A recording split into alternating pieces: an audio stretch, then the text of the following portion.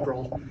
And luckily there was enough for us to make the movie, but we wouldn't have been able to do it if it wasn't for the just support and just guidance and help from every person here, and 5 times as many who aren't. The community is what allows us to make films in communities that haven't built out a huge film production infrastructure. So it's with the state film office guidance, and also just people we would meet at restaurants or at the Midtown businesses and just everywhere. This wouldn't have been possible without the community, so we're very appreciative. But just to let you know, one of the things that we want to do is, because it's great that Daniel's been in town and we've learned a lot. We had a meeting with him on Zoom, and Eddie's been working a lot with him. But how can Ruidoso capitalize on this? How just one time into town, once or twice a year, they leave some money. We get a few extras and things like that. We'd like to be more than that. So we've gleaned some experience from Daniel where we could talk about production offices. What could Ruidoso be? We're not going to be a big, I don't believe, Apple studio like Netflix and they have in Albuquerque, things of that nature. But there's a lot of things that Ruidoso can do so that we can help build on to this industry and bring revenue to this community, more than just once or twice a year. But so we've been working with these guys. We've got some great ideas. The community was overwhelming the way that they came out. You saw some of I saw where you put Drew Vodka on there over at Elevate Hotel. People were so giving, helping. You guys came in after Christmas, and some of the businesses in Midtown were very happy to get out and redecorate, and do things like that. So the community is what really makes us attractive, because like you said, he could have taken it somewhere else. So we really want to work with these guys, and the public, the citizens really made it happen. But do you have any questions? Because this is the start of the hour here. This is the guy that came in, brought the movie here, did the production, and it was really great to see a good quality. It was a little more risque than I thought it was going to be. A lot of dick jokes in there. But anyway, it was really funny, and the quality was really good. So I was really appreciative of that. So we really want to do more with the filming community in New Mexico, and we have to learn because it is a learning curve. Daniel's talked about, how do you get experience? You got to be offered positions. You got to be offered some work. And so some of you now have some experience, and that's some of the things that he's talked about. So we really want to learn a lot from Daniel, and I know Eddie, you're going to see a lot more with Eddie, because this is really in his wheelhouse. So go right ahead. Do you have something else? Yeah, one thing with that is I'm going to apologize in advance, Eddie, but I think anybody here who wants to know how you could play a role in film, reach out to Eddie, because there's so many skill sets and careers and businesses that exist here that don't realize what they do translates to film production. And the revenue that comes in is not just paying actors and background, it's ordering the food every day, it's buying gas at the gas station, it's staying at Elevate with a whole crew for a month plus. It's a photographer in town who can come out and be a still photographer for the production. Everybody, even if you're a carpenter and winter's a slow time of year, well, we need things built. So I think that when you look at what your skill set is or what you have access to, whether it's property or land or what you have, just coordinating with Eddie to see how that can translate gives him the ability to put together a robust package to show potential films everything the community has to offer. And that's what makes it appealing. Is it doesn't make sense for me to go somewhere to make a film where I can't hire any crew, I can't get any of my gear, or any of my, can't get anything. That negates the extra incentive. The goal is for individuals to realize the skill sets they have can work in film production, so that the next time I come here, I have to hire 10 less people from Albuquerque to come here because I can find them here. And the time after that, maybe it's 5 more additional that I can hire locally. And once that becomes the norm and there is a crew base here, it just makes the incentive go so much further, and it makes it appealing, because what you're doing when you make a film is you're starting, you're running, and you're closing a business within a 3-month window. And so you don't have the luxury of time, and you don't have the luxury of putting something off to another day, or putting a lot of, if something is going to be easier somewhere else because I won't have to look so hard for crew, that's going to give it a leg up in where I'm looking to film. And so the more pieces that a community can show that they have to support film makes it appealing. And you know what you guys have here as far as your landscapes, and just, you have something I feel doesn't exist anywhere else in New Mexico, and it really primes this community to be a player in the film industry. And the difference it will make for the lives of everyone is huge. It brings more tax dollars in, it brings in more jobs, it brings in so much that will make a big impact. It's like bringing a whole new industry into a community, and I don't know of any other industry in the country that can transform a community or a state as much as film, because there's more content and more streamers and more movies now than there have ever been made every year. And there's no reason it shouldn't be happening here more. Go right ahead, Jane. And I would like to remind everyone that right now, through the State of New Mexico Film Office, entry-level positions into the film industry is the production assistant course that they are allowing people to take for free, which back in the day, that was a $400 or $500 course, and you had to go to Albuquerque to get it. You can get that free online when they offer those trainings. That puts you right in line to an entry-level position for someone like Daniel. Plus, you also qualify with that certification with the FCAP program, which is the Film Crew Advancement Program, meaning then Daniel can even train you for a higher level job in the film industry, and you can start to move up. And that's what you want to do. Correct, and I'm really a big supporter in the incentives that the state offers, and not because it allows the production to get more money to do bigger and better things, but it's because they, unlike most other states that have a film incentive, so many of the initiatives are based on advancing and creating more opportunities for jobs, because the number of productions that are in the state, the crew base can't support all the productions that want to come here. And so there are jobs for everyone who wants them. It's just finding where you fit or what you want to do and how do you get there. But you don't have to go to film school. You don't, so much of this is getting in as a production assistant and working your way up. And it's, so half of any crew that I work with didn't go to film school. They started working in film, and as a production assistant, you start just doing just general anything, and after you do it once or twice, you're able to say, I really would love to focus more on art department or camera or grip or electric or whatever it is, and you start getting more experience with that. And if you have a good work ethic, the department heads will see that and want to hire you to bring you on, because it's, all business is the same, which is finding good people. Is you can train good people, but you can't make them good. So, there are opportunities that exist, and I think the state does a good job with the career advancement program and some of the other initiatives to really give opportunity. And it really feels, I grew up in South Dakota, oldest of 9 kids, and never thought I'd be working in film.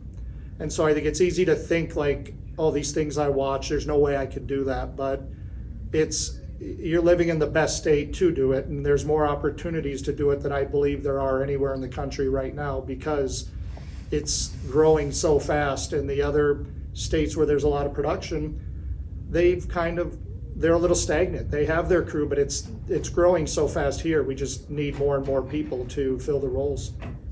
And now's the time for that potential, because studios are going in over at Las Cruces.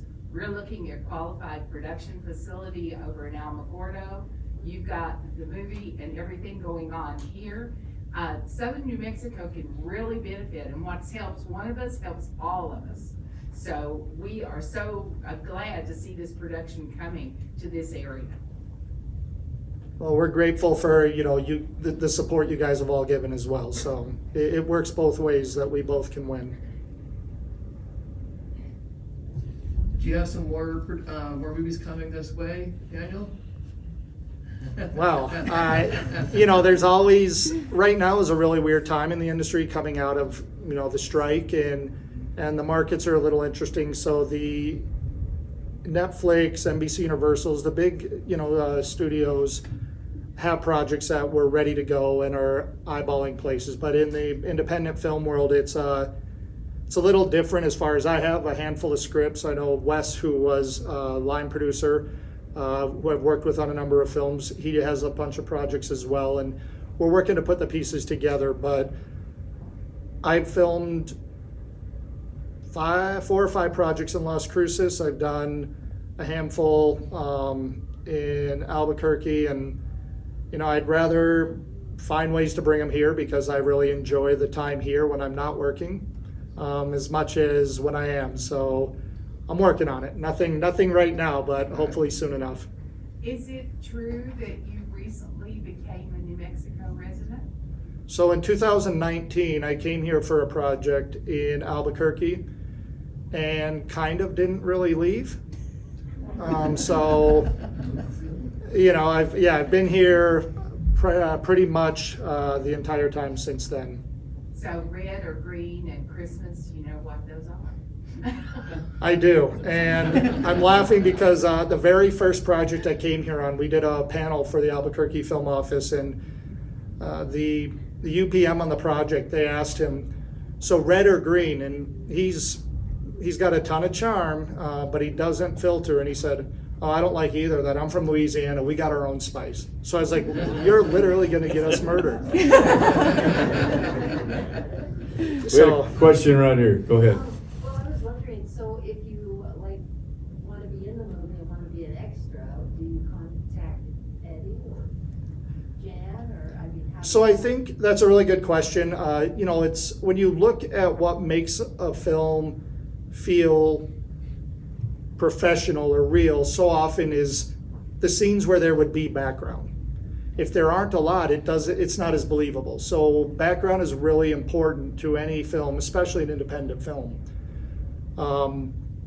Having databases in the communities where films take place is hugely important because you have to stretch the money as far as possible, and to bring, if I don't have a central resource where I can find out who is eligible to be background in a community, then I'm looking at bringing people from somewhere else. And, it's when you're looking at 40, 60, 80 people for any given day, it adds up and it just doesn't become feasible. So you have shots where maybe it feels like there aren't as many people there as there should be.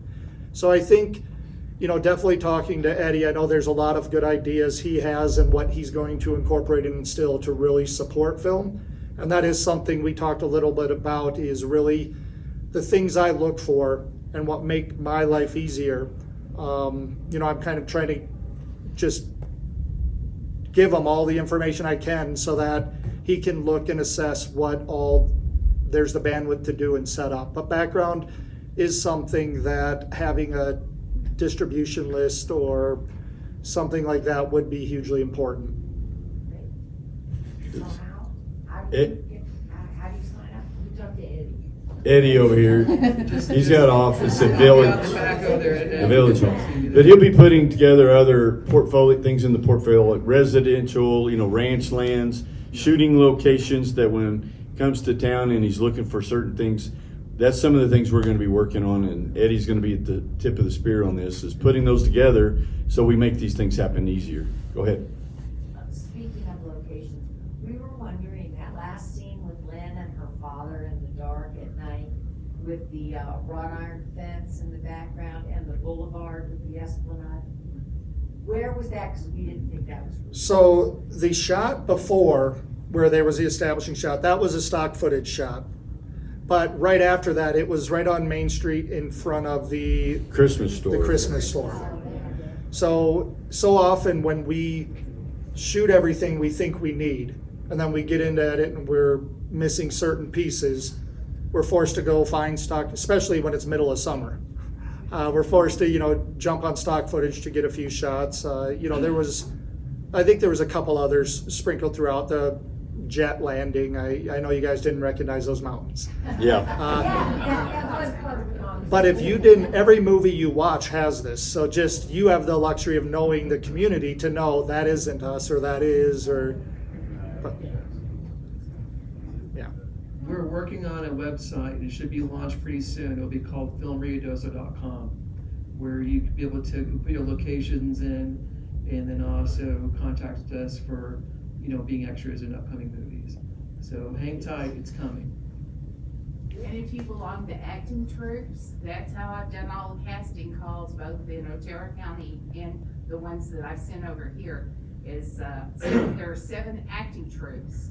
And make sure your acting troop gives me email that is good for whoever disseminates that information to put it up on, like Alamogordo Music Theater puts it on their Facebook page when there's a casting call. Well, So- and as far as the acting side of it goes too, is it's expensive to bring people, whether it be from Albuquerque or Los Angeles.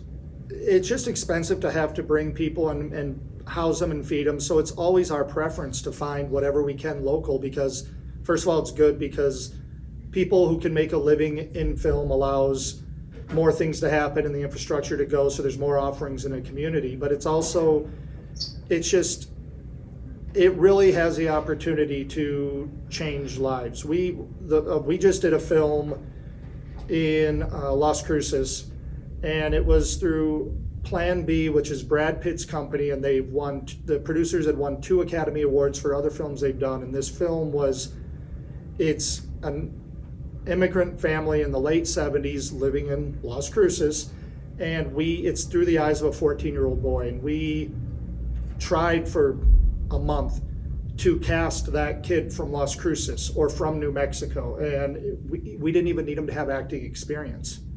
And we weren't able to find anybody for the part, so we had to bring somebody in from Las Vegas. And there were people that we would get on the street at the farmer's market down there and give them flyers and say, hey, this is a great opportunity, the pay is good, and it really will open doors. And a lot of people just didn't think it was something that was realistic, and they never called, they never emailed, so we literally had to reach out. And this is the kind of thing that when you have some of these films, the average film that shoots here, I would put it at 80% of the people you see on screen are from New Mexico. It wouldn't be feasible, especially in an independent film, to bring in everybody who has a speaking line from LA. You wouldn't be able to make these films. So even if you've had an interest in acting sometime in your life, I think there's a really good theater and acting, scene and atmosphere here, and I would encourage you to reach out and get involved, because it's background or speaking roles. Whenever we can get them local, it's huge for us, and it makes our lives easier, and it's great, and it's fun for you guys to see yourselves, and you never know what opportunities may open up because of it.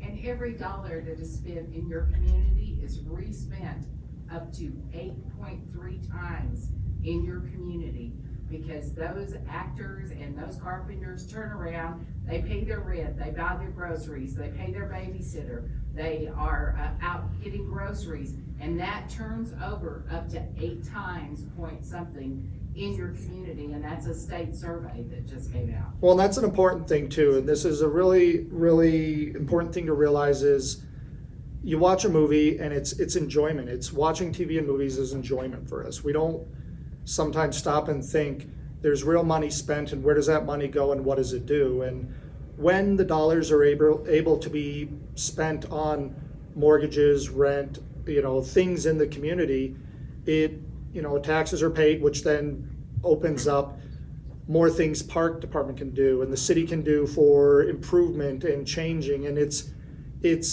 only works if the money is able to stay here. If I have to have somebody come down from Albuquerque to work, the money they spend, they're going out to eat, maybe they're buying gas at the gas station, but when the film's done, they go back to Albuquerque and spend the money there. So if we can have people here who work in this industry and on these projects, that money stays, and you start seeing a difference it can make in a community. So what motivated you to not only film in Ruidoso, but have the story set in Ruidoso, and how can that also have a ripple effect on economic impact? The reason to film here, I think, so it's this director, it won't make sense at all, but it's the same director who did the Best Man movie. So he does Die Hard at a Wedding, where every other person gets shot in the head, and then makes a Christmas movie. But when he was writing this film, after being here the first time, he's like, hey, I kind of have this Christmas movie, and it was, and he went through some of the details, and he said, do you think it would work back in Ruidoso? And I said, yeah, why wouldn't it? And so he kind of modified it for that. And it to me, I prefer to film, I like independent films and doing these smaller budget films than the big Netflix ones, because everybody feels like they have a role, and it's more of, there's more pride I think everybody has in making them. And it also gives you the chance to give people opportunities to do stuff they haven't done before. On the bigger shows, it's a little harder because it's a machine. It's a lot of money and a lot of eyes on it, and there's a way that it's going to be done, and that's great, and it works, and we all watch those shows and we love them. But as far as the experience goes of making them, I prefer being able to walk into a restaurant and say, hey, can we film here? Here's what we would do. And just getting people involved and excited, because then people want to see what we've made together, and then it builds a relationship that we can go back on another project and work with them. And it's, if the community isn't behind, if the community isn't film friendly, it'll never work. Because if I want to film in somebody's house, the neighbors need to be okay with it. And it's sometimes we are an inconvenience. I mean, it's unfortunate, and it is what it is. We have 50 to 100 people going somewhere to make something. And the one thing that I really feel good about is everywhere that I've ever worked on a film and our team, we've always been welcomed back, and we always try to leave a place better than we found it. And we build relationships, not transactions, which is why we came back here and why we want to come back here again and again and work with the same people and do, to do bigger and better things and grow. That's great. Anyone else? Okay, go ahead. Where can we see this film in the future? Will it be? You can buy it right now on Amazon Prime. Yeah. I believe it is Paramount. actually, oh, sorry. Paramount Yeah, Plus. Paramount. I think you can stream for free on Paramount Plus and Showtime. Yep. On Paramount. As well. And we're seeing no promises, but I'm trying to see if we can get it a run here at the theater here through Christmas. So we're working on that as well. Cool. Well, Daniel, thank you. Thank you for talking with us, and the information is wonderful for everyone to be able to hear all of this and to be able to take the time to be with them tonight. We appreciate you and Wes and everyone else that came out. Thank you, guys. Thank you.